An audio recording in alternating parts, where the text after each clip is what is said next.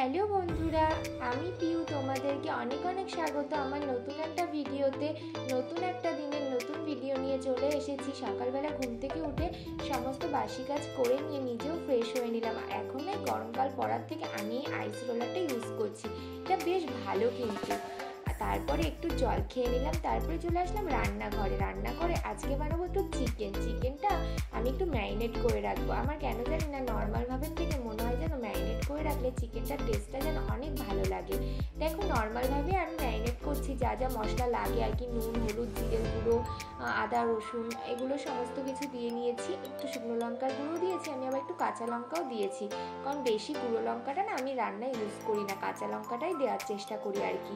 আর একটু টক দই দিয়েছি। টক দই দিয়ে ম্যারিনেট করে রাখলে কিন্তু চিকেনটার টেস্টটা খুব সুন্দর আসে।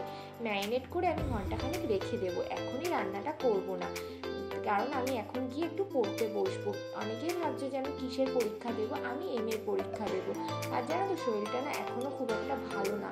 রান্নাঘরে আসলে প্রচণ্ড জ্বালা করছে শরীরের মধ্যে। আজকে আমি তোমাদের সাথে বলেই দেবো যে আমার কি হয়েছে। আসলে দেখো, কদিন আগে আমার একটা ইনফেকশন হয়েছিল। ইনফেকশনটা এতটা পরিমাণে শরীরে ছড়িয়ে যাবে বুঝতে পারিনি। প্রথম থেকেই ডক্টর দেখাচ্ছিলাম, কিন্তু কোনো ডক্টরের কিছুতেই না কোনো কাজ হয়নি। জানো তো, ইনফেকশনটা দিনে দিনে ছড়িয়েই যাচ্ছে। এখন যে কলকাতার যে হসপিটাল আছে না, টপিকানা হসপিটাল স্কিনের, ওখানে দেখাচ্ছি, কিন্তু কোনো লাভই হচ্ছে না। আর দেখো, তোমাদের সাথে কথা বলতে বলতে ঘন্টাখানেক হয়ে গেছে, আমি চিকেনটা রান্না করতে চলে এসেছি। চিকেনটা নর্মালভাবে গোটা গরম মশলা, জিরে, শুকনো লঙ্কা ফোড়ন দিয়ে ম্যারিনেট করা চিকেনটা দিয়ে দেবো। যেন অনেক ডাক্তার দেখাচ্ছি, কোনোভাবেই কোনো কিছু রেজাল্ট পাচ্ছি না। জানি না কোথায় গিয়ে ঠিক হব। প্রায় 2 মাস বিছানা থেকে উঠতেই পারি না। এই রান্নাঘরে আসলে যখনই গরমের তাপটা লাগে, শরীরে প্রচণ্ড জ্বালা করছে। কিন্তু আর কতদিন এইভাবে শুয়ে বসে থাকবো বলো?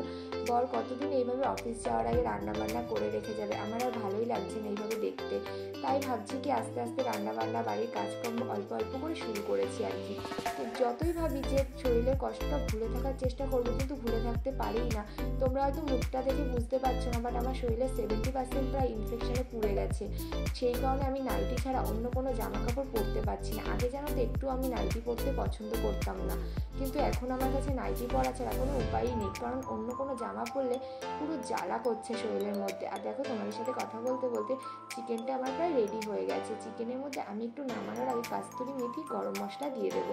এতে চিকেনের টেস্টটা কিন্তু পুরো রেস্টুরেন্টের স্টাইলে চলে আসবে। তোমরাও একবার ট্রাই করে কিন্তু দেখতে পারো। আর এদিকে রান্না করতে করতে আমি এতটা ঘেমে গেছি, খুব কষ্ট হচ্ছিল। বেশি কিছু রান্না করব না, আর করবো একটু পটল বাটাটা আমি পটলটাকে সিদ্ধ করে একটু কুচিয়ে নিয়েছি, সেটাকে মিক্সিতে রসুন দিয়ে আর কাঁচা লঙ্কা দিয়ে বেটে নিয়েছি।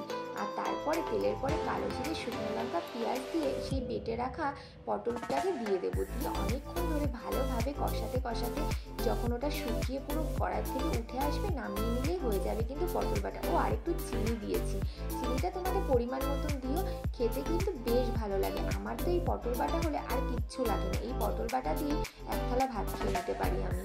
তারপরে দেখলাম ঘরে অনেক জামা কাপড় জমে গেছে। আমার স্যারকে হাত দেওয়া বারণ, কিন্তু কি করব বলো, একা সংসার করতে তো হবেই। তাই ভাবলাম জামা কাপড়গুলো কেচে দিই।